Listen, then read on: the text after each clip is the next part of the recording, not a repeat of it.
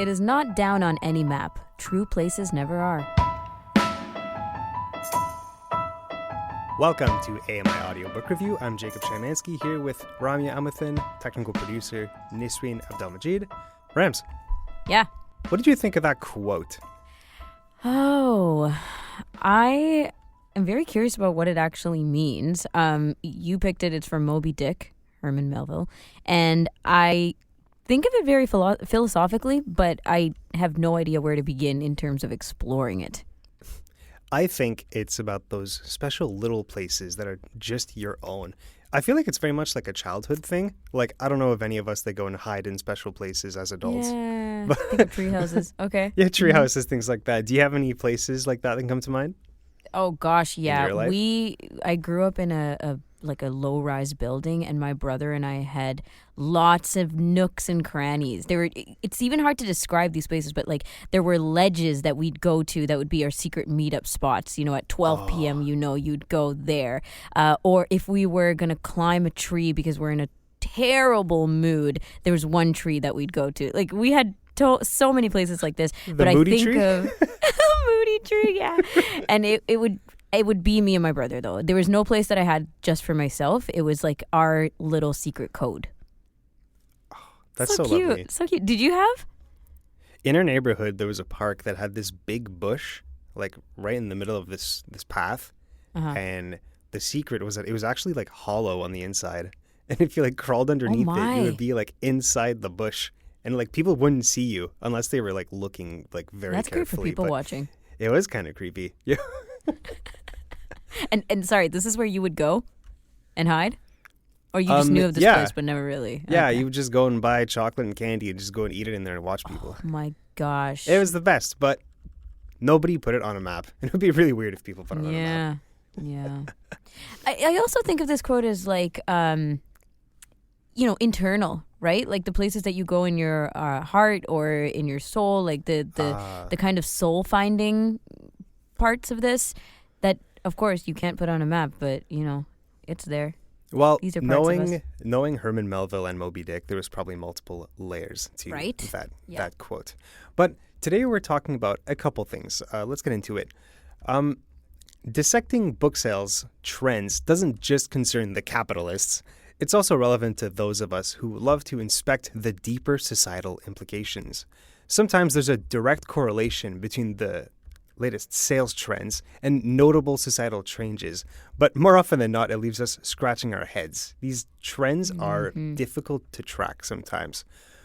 Luckily, we have McKay and Theresa Power of the Center for Equitable Library Access to help us analyze the sales data from 2022 to 2023. That sounds dry on the surface, but there's a lot of deeper implications. I know. I was just thinking, oh gosh, we're going to be talking about numbers, aren't we? Hey, I had way more fun than I thought researching this, so I'm excited. I think it actually is going to be fun. Yeah. I'm confident that your write-up had some exclamation marks that maybe weren't properly conveyed in your, when you said it out loud. Yeah. And a quick heads up to the second half of the show, Sara Hillis is joining us as well, our other monthly contributor, and we're talking AI-narrated books. I mean, why not? It's like part 50. Right, and Theresa, you were the one that was the catalyst for this conversation about these trends. What is it that brought up this interest?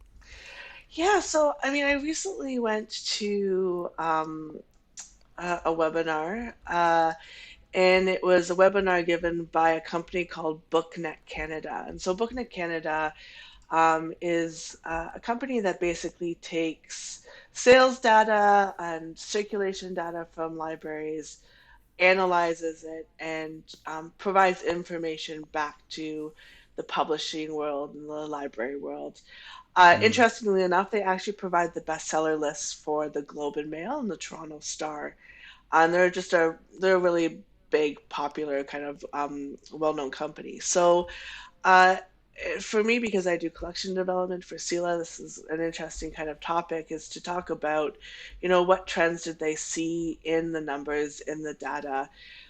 They do this webinar every year. So they were able to compare what they saw in 2023 in terms of sales data versus what they saw in 2022.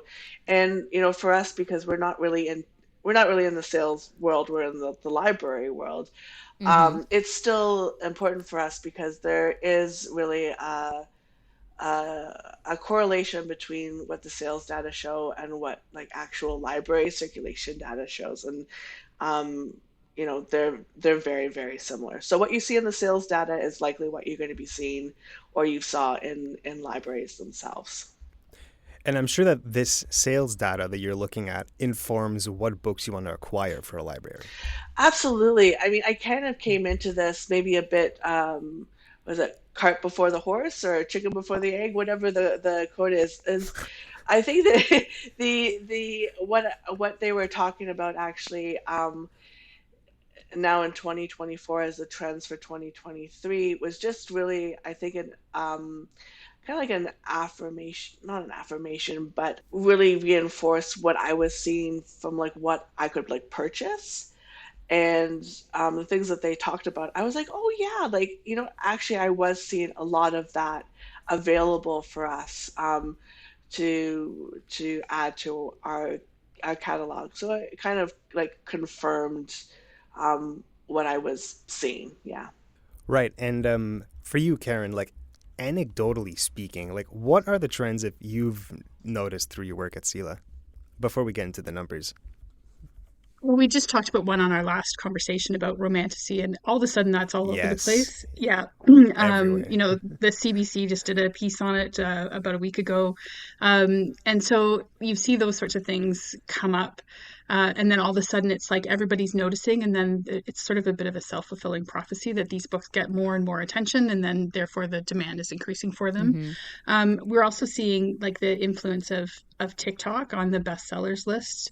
And so Mm, it's just really interesting to me to see how um, what's happening in the marketplace in a few different sort of realms all kind of coalesces into the top selling books, for example. But one of the things that I was sort of thinking about with this is that how is that influencing what we're not able to read, like what's happening to the books that are really those sort of like hidden Mm. gems, but they're not getting the press, or they're not part of an emerging genre, or they're not part of a series, and are we missing some things? And so that kind of brought to mind Ducks by Kate Beaton, which was the Canada Reads winner last year, and it's been on a lot of like top book lists. It was on Obama's list, and it was hmm on the number one Publishers Weekly and Forbes Best Graphic Novels and that sort of thing. But it was published by a fairly small press, and it I don't really know what was the catalyst for that becoming a sort of a major book and a huge seller. But it feels to me like it's one of those ones that could have very easily been missed, and yet it's such a great book. So I kind of have mixed feelings about sales numbers driving what gets published and what gets promoted and what we hear about. Well, because it clearly has a compound effect, but also, the sheer volume of books that are being published, right? Like you talk about gems and books that don't get the attention that they could and do deserve, but also just that as much as everything is people's choice nowadays, you still don't get to everything because there's just so much out there. From self-publishing to all these other means of publishing and distribution, there's just a lot that we don't even find because of volume. For sure. And I think you brought up self-publishing. Like, I think that's sort of the counterbalance to some of the big major publishers who, find something based on their data that they want to push out into the marketplace, that they know will be something successful. And then you get these self-published books, or these, very niche small press Mm-hmm. books which really might have something that we're missing. I love kids books. It's one of my favorite things to do, is to go through, kids books in a bookstore or something and see. But there's so many books out there that are, that they're commodified, Disney princess books, or they're, you know, they've taken off on a theme like, Guess How Much I Love You. There's that book in, I don't know, 1,000 different Oh yeah. versions out there. That they're it's kind of drivel, sorry to say. But there's some really fantastic kids books. But I worry that, our kids are going to be reading, TV tie-in books and that kind of thing, because that's what sells versus the books that, really can capture their imagination. And there definitely are those books out there, but sometimes I think that they get overlooked. Well, to back up a little bit, Karen, you mentioned that you have mixed feelings regarding sales data having an effect on what publishers choose to publish. Do you want to elaborate on that? Like, what is it specifically that makes you have mixed feelings on this? Um, well, I think that, data-driven decisions about what to publish and what to promote, um, I'm not sure how to articulate it. I think it's sort of it's the easy way. Yeah. It's the financially responsible, I'll say, way It's the business versus way of doing it's things, the right? business way. Yeah, that's a Corporate. good way of putting it. Versus the love of literature and the unique stories and the things that might resonate, if it gets a chance. So I just, my concern is more about what we're missing. And yeah, as I said, I've noticed it more in the kids book genre. If you go into a big chain bookstore, for example, a lot of this stuff is really, I don't have a better term for it. It's commodified. It's stuff they know has sold well before. And so, you get a Christmas version and you get a Valentine's version and you get a Halloween version of the same characters in the same books, instead of some of those books that really, that I love, that my kids still love, that are unique and Mm. provide a really different perspective. And as I said, there are some of those books, but I worry that they're harder to find, both in bookshops, but also, maybe in libraries, maybe just word of mouth. Yeah, and my concern is more about what we're missing. I mean, the stuff that sells is going to sell. The stuff that hits TikTok sometimes is bestseller stuff beforehand. Sometimes it's, recent finds. But it takes a lot of energy and often a lot of money and power to push that algorithm on social media, which also, I wonder what we're reading and how that's being determined by social media and what the powers are behind it. So I kind of have a heart for the underdog book, right? The one that is really Yes. Yeah. beautiful. Yeah. Those self-published titles that it feels like they're your own because they haven't Yeah. been those top sellers in the past. And I think it's natural to be more inclined to read those books that have sold a lot and are very popular, and there's a lot of discussion around them. But just because a book sells well doesn't mean that it's good. And just because it doesn't sell well, it doesn't mean that it's bad. It's not a one-to-one Exactly. line. Yeah. Last time Exactly. we had you on, we did talk about romantasy. Apparently, it's between 2022 and 2023, it's grown 235% Who's surprised in though? sales. After last time's That's an conversation. insane growth. Yeah, it's phenomenal growth, right? That's incredible. So, what are some other genres or other sections of the publishing industry that have seen some growth during this time span? I'm punting that question to Theresa. Well, I think I guess to speak to what Karen just said and that discussion is that it's really interesting, I think, to hear the trends from the sales data really speak more towards, I think, what people are really craving, and also point towards uh, to gaps, I think, in places where people would maybe typically be educated or get knowledge as well. So I want to provide maybe less of a negative spin on the sales data and show that what's actually maybe driving a lot of the trends is in sales, and what people are reading is more like what people are really craving and what people really are really needing right now. And this shifts, this really shifts year to year, and month to month, and it really depends on like where we are in the publishing world and even like what month we're in.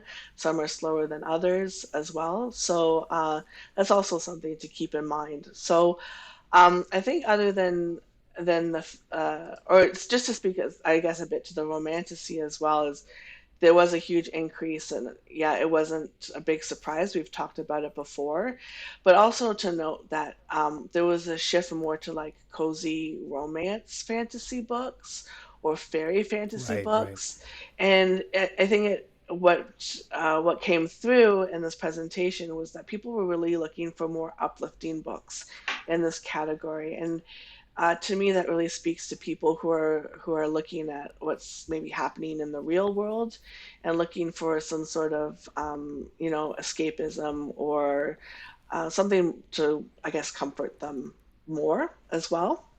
How does it connect, Teresa, the I guess the sales side of things and the library side of things? Like, going back to what Karen was saying about influence, right? Influence of hmm sales driving sales, or TV driving books and things like that. Are there any particulars that came up around romantasy for this? Not necessarily around romantasy, but I think generally that, people are seeing books or wanting books and going into their public library and requesting them or requesting them online through like a suggestion form or something like that. So I think there's definitely like that connection as well. I mean, there's also availability too. I mean, which is maybe more one of the I don't know, maybe one of the downsides perhaps, or negative things, is just more things are being published. I guess that's good, and as well. So there's also like that availability piece, Mm-hmm. is there's just more to purchase. Hmm. But I think that you can take a positive spin on that, is that, if people really want that and there's more published, then I think that that's There's never a shortage. really great, like Mm-hmm. that's great to yeah. And then you were asking about maybe some other places where we saw Hmm. increase. This one I thought was really interesting too. Is there was a shift in the Ontario curriculum for kids Right, around yeah. health, and this was back, I believe, in like 2019. The shift in the health curriculum was more around, I guess, changes in talking about gender identity and sexual orientation. In some instances, it was removed. And then there was also like a delay in teaching kids about gender identity to like later grades. And so in this presentation, they are actually talking about how that shift, they actually saw a change in what people were wanting to buy and read around those topics. So, Okay, yeah, so there interesting. was really an increase in people wanting books about their bodies, about self-esteem, about periods and period health, personal hygiene, and there was especially an increase in like YA nonfiction as well. Um, and that's reflected in the CELA catalog as well. We have some really great like newer titles, especially for that age, and like I really see that it's definitely a more like a body positive kind of movement, to like love the body you're in, whatever that body is, and also like informative about health, where people might be or kids might be looking for that information and not necessarily getting it at the time that they need it, from school, which may be typically the place where you would be getting that kind of information. Yeah, Interesting. I wonder if this was a lot of gift giving from Mm. parents to their I think. kids, because a lot of these books would be geared towards Yeah, kids, and right? that's also really interesting too, because another shift that, or another increase that they also talked about was, there's a lot more people buying books, who are in this phase of perimenopause. So like perimenopause could be people like age like mid 30s up until maybe you're like mid 50s, but it's typically like people in their 40s on. And when you think about it, people at that age may also exactly be having kids who are affected by this shift in the curriculum around health as well. Right. So Yeah, Hmm. yeah. there's this connection between like my own personal empowerment about this age and like learning about these things. Like perimenopause was not something that I ever really knew about until I say like the last few years or so. I never really heard about it at all. And so there's this like, oh, I'm learning about my own health and these things that I never knew about, and also passing on that desire for about knowledge of your own body to like kids, that would be in like grade 6 or grade 7 or so, and who are also like buying these books about gender identity, sexual orientation, and all that kind of stuff. In general, too, I think that the conversations around women's health is becoming more talked about. So obviously, that's going to have that trickle effect of books and references and titles and trends overall, also. Yeah, absolutely. I think there's definitely been a real shift around women's health. The There stigmas of was, not being able to talk about it, right? yeah, absolutely. And Hmm. just like examining who, when we talk about like, health studies and stuff like that and how we treat Mm-hmm. people has been very centric to one part of the population. Yep. And so, we're really examining that. And, I think advocating for ourselves and becoming more knowledgeable ourselves about these kinds of things so that, like when we go out and we need to advocate for our health, we understand like, you know, um, we need to, we need different things, we need to shift this conversation. Yeah. What else are we going to mention in terms of trends or just where things have headed in 2023?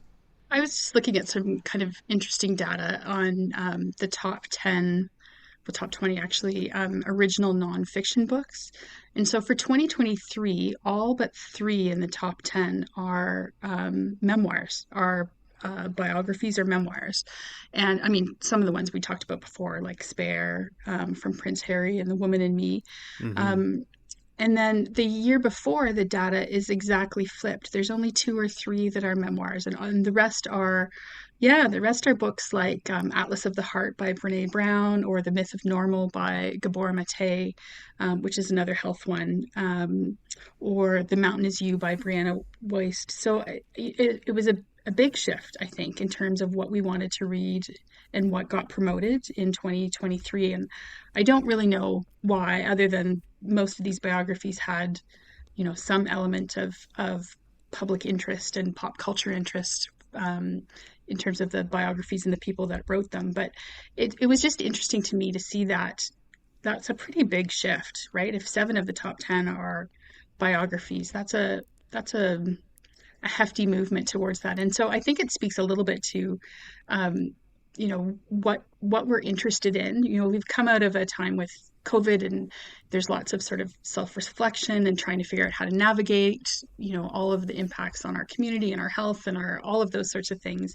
And I wonder if it's a bit of a sort of like a deep breath and a sigh. Like, I'm just not going to engage in the really deep kind of stuff. I'm going to read Britney Spears biography, or I'm going to read, Geddy Lee's biography, something that does not necessarily carry a lot of Mm-hmm. emotional weight as a book to read, something just to kind of a little bit of light, a little bit of fluff, a little bit of what's happening in the world beyond all these heavy stories. You mentioned it earlier, the growth in Yep. cozy Yep. literature. I think people are really looking for that now.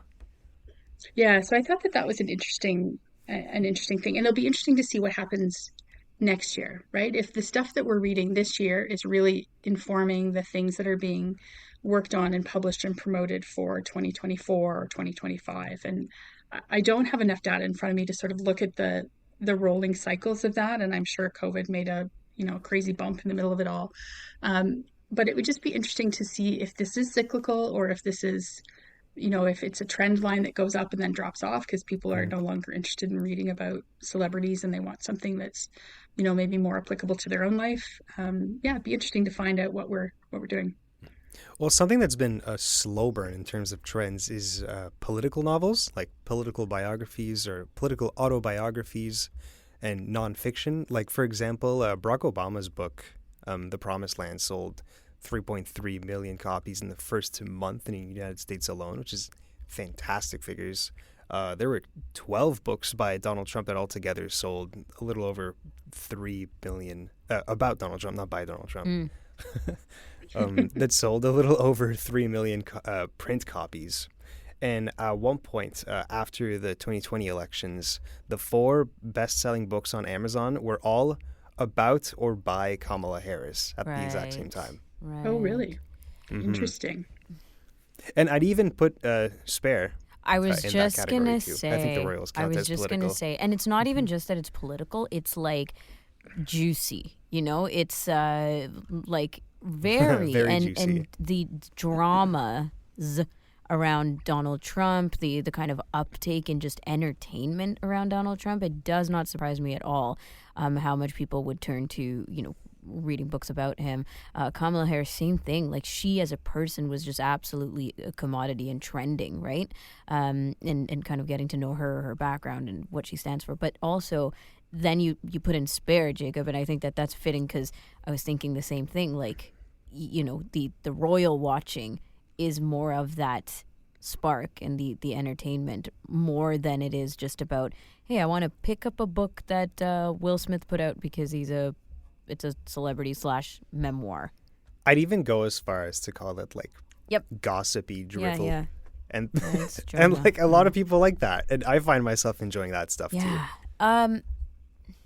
Especially the Donald Trump books. I think there's a lot of here's the crap I saw when I was around him. And it's not exactly the most like deep literary It doesn't have to be pondering, literary but at all. It's just it's another interesting to a lot of medium. people. Like, you're on TikTok learning about Donald Trump. You're on the news and the fake news, and then you're also picking up books, adding these to your cart. Yeah, it might as well just be a Right. 400-page Exactly. tweet. That's exactly what I was thinking. Also, do we know how many people were actually reading in 2023? According to Washington Post, apparently, when you consider Americans, 46% of them didn't read a single book last year. Do we have reactions to that? Yeah, that's Right, not surprising. Yeah, I don't think it's surprising. I mean, the data used to be that, there was a healthy portion, and I didn't look it up, but a healthy portion that never read a book after high school. Like, that was not That's there. brutal. Yeah, and it was a significant number. And also there's been studies done that people over-report. So I would say 46% who said they didn't read. It's probably higher than that in actual life. And there was some information that came out during the pandemic of a lot of people that were having trouble reading, that they were just not able to focus in the same way, that it wasn't an escape for them, or that it shifted what they were reading, that they were reading things that were really light and really disconnected from the situation, and something that they could leave in the middle of the book, and if they never read it again, it did not sit with them, like those sorts of books. I don't know what the actual numbers are. I suspect that's difficult data to actually come by, but you can see that that library usage is up, like the vehicles for which people find the books and read the books I think they're doing well, but I don't know that that's reaching across the whole population versus just the sector of readers who are dedicated. Theresa, what specifically concerns you about that stat? Everything. I'm always a big proponent of, there's not people who, there's not non-readers, I guess. There's just people who haven't found the right book for them. And whether that's like the subject or the way that they read, I think, that book is out there for, for somebody. but I mean, it is good to hear that library usage is up. And, I would be very interested to hear like, Canada stats on readership Mm, as well, as a bit of a comparison. But I'd say, yeah, I'm not overly shocked by like a 46% or more. right. Yeah. I think the disconnect is what makes me curious. Like, as Karen, you said, if the vehicles are expanding and there's more and more avenue for people to get a hold of books, free books, all kinds of trends of books as well, like whatever you need is probably out there. Where's the disconnect starting? Like, I think it's concerning that nobody picks up or there are people who do not pick up a book after high school. Like, they just kind of drop it thinking that this was a mandatory situation and it's not part of my lifestyle anymore. Because imagine what it's like to then try to go back to a book in your 20s or your 30s, or you know what I mean? Like, the distance just keeps getting bigger and bigger. I have to say, like personally speaking, it's been a bit of a struggle reading for me. Since the pandemic has happened, and Okay. I find like I'm really mentally exhausted, and it has nothing to do with like a love or a dislike for books. I love books. I love reading. I, Mm, grew up reading from the first moments that I possibly could, and um, I feel like mentally exhausted, and sometimes it's really difficult to pick up a book, even if it's very accessible, even if it's very cozy or like an right. easy read. It's just the kind of like just the general fog and the unease about the world and just like the Mm, exhaustion just kind of takes it out of me sometimes. And yeah. I don't blame right. you. I Yeah. don't blame you because reading a book, even if it's an easy read, I'd argue is more mentally engaging Yeah, than of watching Oh, course it something is. short or a absolutely. movie. It is Yeah, like, exhausting. and It's you have to mentally carve out exhausting. time for it and all this stuff, and Yeah. like sometimes the pull of the Netflix is, and the thought of just like being a couch potato is sometimes greater than picking up that really great book, Hmm. It's just, I think it's really kind of a sign of, you know, like just the world and the times and everything is very, very heavy for me, at least personally. And so that, Heavy, yeah, yes. And requires a lot of Fair. focus, right? You guys yeah. already mentioned this, but books are probably one of the few things other than like 3-hour long podcasts that require you to focus for that amount of time. Other than that, you can scroll through headlines, scroll through 2-minute videos, you can speed up Mhm. literally everything on the internet in to some capacity, whether it be text, audio, or video. But with a book, you have to dedicate the time and the discipline and the routine, to even for the escapism, as you said, Teresa. Yeah, no, absolutely. That took a turn. Yeah. Wow. Yeah.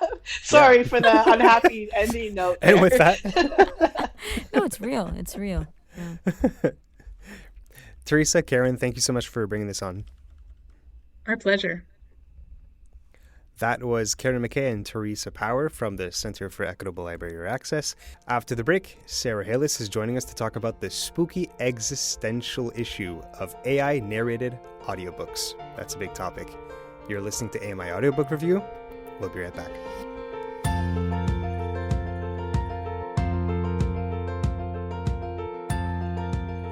Welcome back to AMI Audiobook Review. I'm Jacob Szymanski with Ramya Amuthan. And on this side of the show, we're also bringing in our regular contributor, Sara Hillis. Sara, welcome.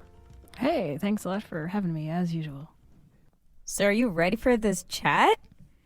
Yeah, it's going to be interesting. You brought us a couple notes on AI-narrated audiobooks. And I don't even know where to start with this one, but how about this? When we're talking about these things getting popular in the mainstream, you need one of the big players to bite and to actually allow and promote AI-narrated audiobooks onto their platform. So, like, who are the major players that are biting right now? Well, we've got spaces for AI narrated audiobooks with Apple Books. So Apple Digital Narration is what it's called. Mm-hmm. Google Play has something as well, whose name escapes me, but and Amazon is rolling Amazon Virtual Voice out kind of slowly in the US right now. Now it's being marketed as a service to indie digitally published authors kind of thing. So, or small publishers or whatever. But so if for example with Amazon, if you've published your book using Kindle digital services already, which is a kind of a bit of a DIY kind of get your book, make your book a Kindle book kind of thing. You're eligible, I think, still by invite only in the US to use this virtual voice service. And same with Apple Books. So you need to be an Apple Books user already in the print medium to use this audiobook feature. Like your book needs to already be published in print on their platform before you're even eligible to use their digital narration services? Yes, pretty much, as far as I can tell. Huh. And I also saw that, at least on Apple service, they highly recommend, or they're really leaning towards romance and fiction, strangely enough. Being AI narrated? Yeah, being AI narrated. Like, they need to approve the books that get AI narrated. They don't want to just throw any book into the system. Very strange. They also specifically exclude erotica. Yes. It's just not ready for that. Don't want to talk about why. But I think what a lot of these services are doing is trying to appeal to the most, dare I say, I'm going to get, letters or something, but sort of mass producible books. Yeah, there's a lot of stuff being published in the romance genre, for example, and a lot of it is being published in a small way, not in a big way.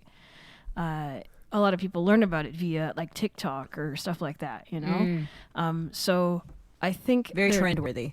Yeah, they're trying to go to the most easily, I think, adaptable and readily available genres for this, especially to make their AI learn stuff probably too, right? Yeah, and if we're staying away from maybe, I don't know if this is what they're doing, but I'm curious if they're staying away from things that would be harder to narrate, to perform, or where it would be more obvious that it's AI narrated because, characters or tone. Right, like what would be harder to narrate? I don't know, suspense? Erotica? Like, that would be hard, yeah, that's true.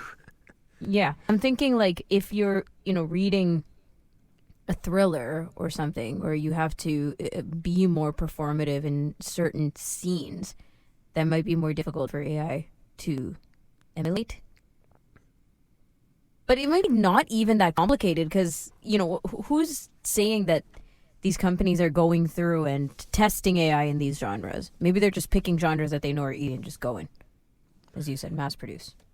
I think it's fair to say that romance would be easier for it to narrate because Absolutely. If you have had the chance to listen to some of these AI narrated audiobooks, the voice is remarkably good. I've heard 2 samples from the Apple website of their model, and it sounds scary good. I'm not going to lie. Like, I could do it. I could listen to their books. That said, the samples that they do provide suspiciously omit any kind of dialogue, which I'm convinced is the hardest thing for AI to do right now. And I have a hunch that it's not there yet. And I have messed around with some text-to-speech models that are supposed to be like very human realistic. And I've put in dialogue scenes from books, and it just doesn't sound good. The acting is bad. I mean, AI acting, it's not where it is, and it's not where it needs to be right now. Yeah, I mean, everything is still kind of experimental or trying to be calculated on how well it's doing with sales, right? So, and then also just their stance. I think that companies are really still wondering or working on their stance on AI narration. Like Spotify is, what are they, anti-AI? Oh, no, actually, they changed. They're sort of limited. They'll work with is it Google Play's AI books. They'll work with those. They'll let you play them. This is a service called Findaway, which they bought up at some point. Oh, I see. Okay. And Findaway Voices, specifically Findaway Voices, has been a shall we say, gathering place for talent. A thing where you just say, I'd like my audiobook narrated, and here's the kind of voice I want, and then you can audition them and pick them. So they're real people. And it's I think it's a little cheaper than like a publisher, like if you're not a publisher. But so now they do allow you to sell Google Play generated AI narrated books on on the Findaway / Spotify service, which just changed in November 23. So, Sara, in terms of the reception of AI narrated audiobooks, like, where is the general public at right now? Do we have a feel for where people stand on this? I actually really don't know. I haven't found a lot of great stuff on reception, because I think a lot of us are still just using Audible or whatever and getting our human narrated books. Like there must be more people that use AI, and I think there would be. I think I could see a lot of people saying, this is good, I can speed it up, it's great. Like, you can speed up human narrated audiobooks too. What I think we're going to see, though, is like in places that do not have a really huge publishing infrastructure for audiobooks, AI-generated audio is going to be great because it's going to level the playing field for accessibility for people who might be dyslexic or people who are blind and want easy to understand audio content. Yeah. This is where it's going to shine, I think. Right. I get the same read as you, that people haven't really formulated a general opinion on this yet because I think it hasn't hit yet. This apocalypse of AI-narrated audiobooks is still looming. It hasn't landed on us yet.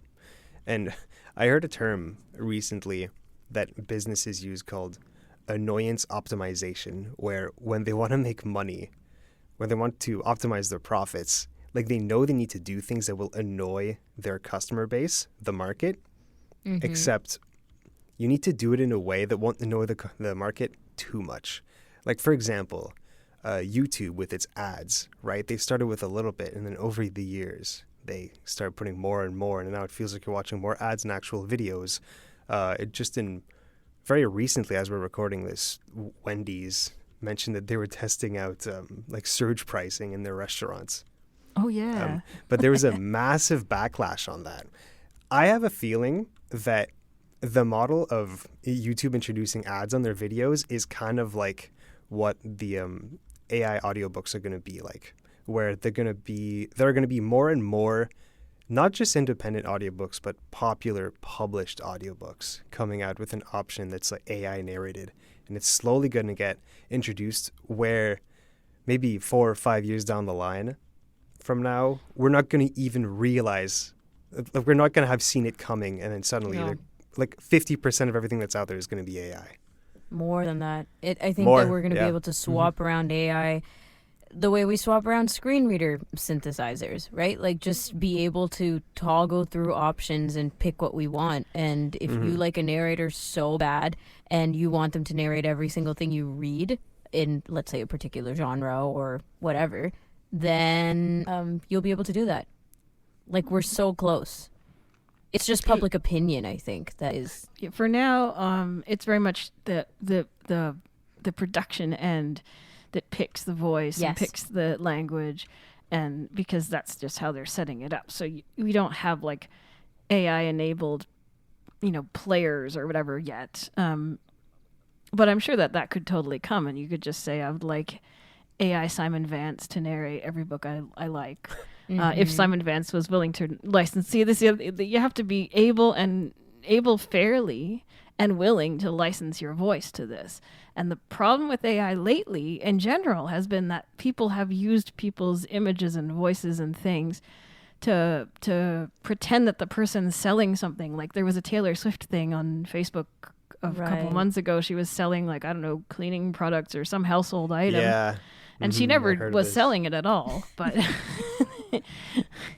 we're laughing, but course it's not struggling. funny. It's actually very serious. And of course we're dealing with the rights, and we're dealing with the moral compass of it all. Like right now, because it's still in such early phases, we're having sometimes like adverse reactions to AI before even thinking about the access that it's providing, and the mass production and how quickly we can get things published, et cetera, et cetera, et cetera. But, because it's so new, we're not necessarily on board. And I'm not talking individually. I think just generally we're like, hold up, let's pause. It's like it's moving too fast. We're not on board yet.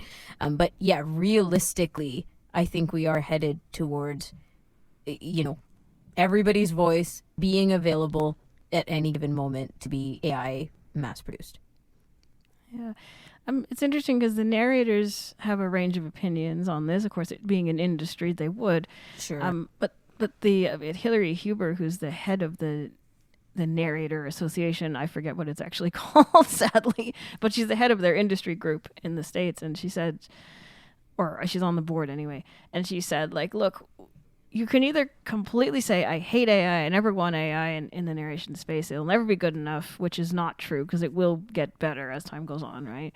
Or you can just say, look, it's here, and we have to learn to work around it and work within it, and let it provide access to a lot of other people to get audiobooks into their hands. And she's more on the side of, like, let's be optimistic about this. Let's not just be AI haters all the time. So that was interesting to me. I didn't know if there was a positive look from the narrator's point of view at AI.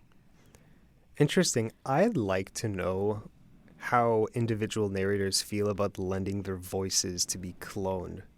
Because would a narrator be okay with having their real voice narrate books and at the same time have books of their AI cloned version like out at the same time?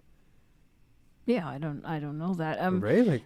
Like the thing, yeah, like because there are some books, I think, on some platforms that have two versions, like a properly narrated. I mean, sorry, I just did a value judgment. A human narrated book and a digital narrated book out there at the same time when the rights permit it. Because right now, again, too, you as a reader can't plug in your favorite ebook. Well, you could probably do it illegally, but legally in the legal services, you can't just plug in your favorite ebook and say, I would like this to be an audiobook, please. And I'd like this narrator to narrate, this AI narrator to narrate it, and blah, blah. You can't do that. It's still on the production side of things, and you have to have the rights and that kind of stuff. So there are lots of little third-party companies out there that either use the existing Apple, Google, Amazon distribution type stuff, or they have their own little versions of AI stuff. There's something called Author Voices, and there's even just 11 Labs if you want to use 11 Labs, which is it's non-specific. It's not about books, but you could presumably use it to make an audiobook if you want. So yeah, there's lots of ways to go about this in the audiobook space if you feel that because you don't want to spend a ton of money trying to hire a narrator, or you can't do it because you're not a publisher and that sort of thing. And then it just depends on how you actually go about doing it, because some of them, Apple does all the heavy lifting. I think you basically just give them the ebook, the Apple book, and they say it takes about 2 months to make an audiobook out of it. So wow, that seems like a lot. There's something going on behind the scenes that we're not really sure. Like, I don't really know how, because Apple never shows you anything, right? Yeah, they're a bit of a black box, right? But with like the Amazon version, somebody wrote a little article about how to do it, and it was basically, I have to edit the book for pauses, I have to edit the book for pronunciation, I have to do all this stuff before I load it up. So Amazon's version is like, we'll do it for you, but you have to tell us how you want it done, and do most of the heavy lifting. So it all kind of depends on what you want as far as an author is concerned. Does anybody want this? Or is it feels like an inevitability that we just have to deal with, and the industry is just hoisting on us? Because I don't know of anybody that would prefer listening to an audiobook that's narrated by AI instead of a real person.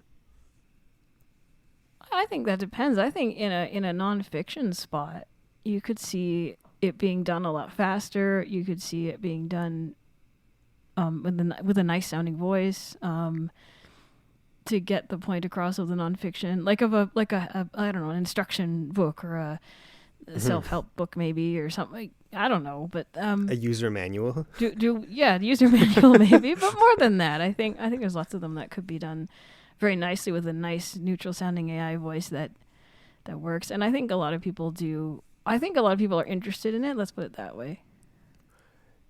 Yeah, there's no doubt some interest in it. No, where do you two personally stand on like enjoying AI narrated audiobooks? Like, do you see yourself enjoying it and getting into the story and extracting the AI-ness of it all?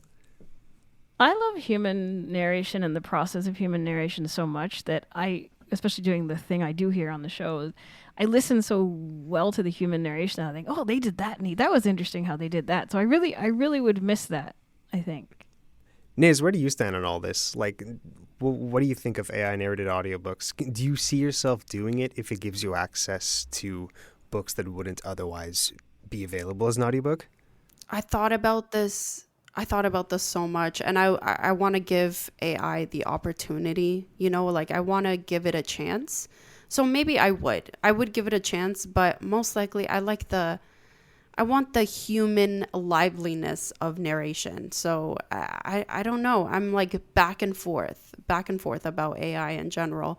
I feel like, yes, AI is taken over. It's one thing, Sarah, that pointed out that she was saying that maybe we need to kind of work around it. Maybe we need to kind of, this is it. This is where we are now. So I feel like maybe we should take it all in. We should just embrace it, right? Embrace it. That's the word I was looking for. Embracing it. So, I want to give it a chance. It's kind of like AI as a whole, right? Not just like voice generation, but ChatGPT and stuff like that. Like schools tried to just ban it, but now you have to learn to live with it because it's going to be available to everyone. You might as well embrace it. Sarah, do you have any final comments on this?